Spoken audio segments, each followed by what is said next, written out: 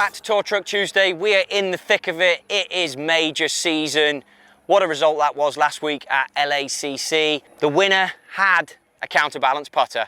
It's not something new. It's not something we haven't seen before. It's a mallet, and then it's a longer grip, and it's longer in length, which means the balance point is massively different to your conventional length putter that you may use. This one happens to belong to Dustin Johnson. He was testing this process out. I managed to snag it off the truck. It's true tour trash. Justin Rose won his US Open using a counterbalance putter. But what is it, who uses it, and why? They tend to work with the larger head, the higher MOI, because there's mass down here that then offsets the mass that goes into this section of the golf club. Quite often players will put a back weight in here. You see it with the Superstroke grips, that they have the cap that you can screw down into and place weight into the golf shaft. From a teacher's point of view, generally what you see is they try and get players to feel like they are swinging the grip of the putter rather than letting that head go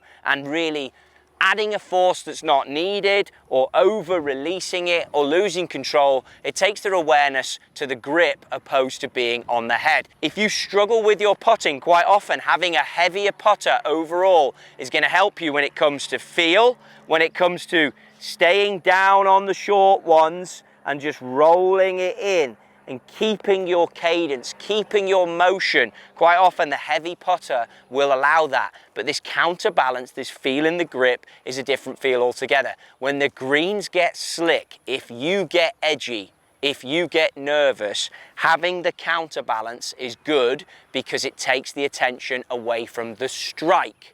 Quite often when we struggle, the strike is what hurts us. So you heard a lot on those long putts. It was all about a soft feel. Be the Athlete came out, that's been well talked about, but a soft feel in the hands. Wyndham Clark actually had a slightly weak grip, more feel in the lifeline, so he had the hand a little bit round. Again, it's another call out when it comes to these thicker grips, when it comes to longer putters. There is no right or wrong way to do this, but if you simply want to adjust the feel and get it maybe more in the palm there, you can, because there's simply more real estate.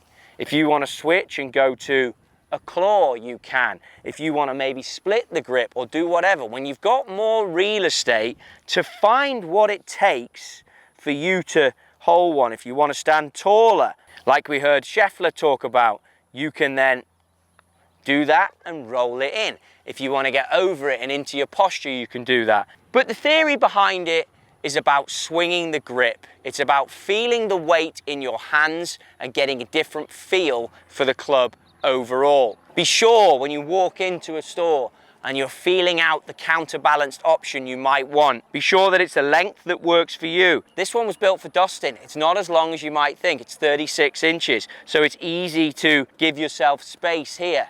I know that Rickie was playing one a little bit longer, but he's cut 1/8 of an inch off time twice, I believe, to get it so that he can swing it between his clothes and him. But test it out on longer putts if you can. Go through your routine, visualize it, whatever it is you do to get that distance control, try and do that, and then have the light grip pressure and just try and feel that you swing the grip and get a motion for the ball rolling down there. See it and just feel like you're swinging the grip and putting the right pace in, and you're not anticipating the hit. That is what it's all about. We don't want you anticipating the hit when it comes to putting, and this method, albeit not new, is something that you might want to try. Obviously there's arm lock as an option as well. Completely different loft needed for that. I'll put a video in there that talks all about arm lock and what that does. This is not to be confused with arm lock. This is purely about getting the mass higher, having options when it comes to posture if you feel uncomfortable with that. Quite often if we give something for our mind to refocus on, we'll do the job of holding the putt, the task in hand. It's mid-season now. It's major season.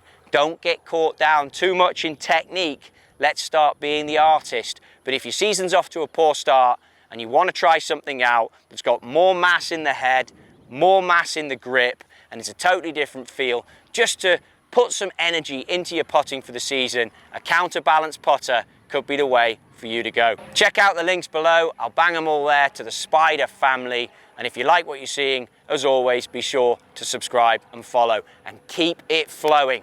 It's golf season. Let's not get too caught down now in what's happening in here, and let's focus on what's happening here.